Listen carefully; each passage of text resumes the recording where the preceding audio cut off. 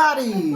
Zezé de Camargo e Luciano, uma grande canção que estourou nas paradas de sucesso e também fez com que a música virasse aí uma grande novidade. E hoje essa canção virou meme na internet também, fez parte dos corações dos jovens, fez parte de programas de televisão e também recheou o álbum, esse grande álbum no ano de 1999, um álbum que reviveu a capa aí do ano de 1994, onde foi feito também de forma artística, preto e branca.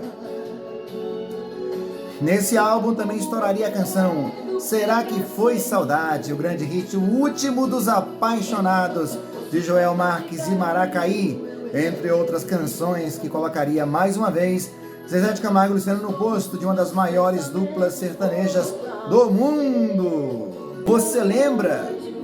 Pois é. Comente aqui nos comentários também se você escutou a canção Fui Homem Demais, que também faria parte desse álbum aí. Diga aqui nos comentários o que você fazia no ano de 1999 e vamos reviver saudade. Por aqui estamos conectados.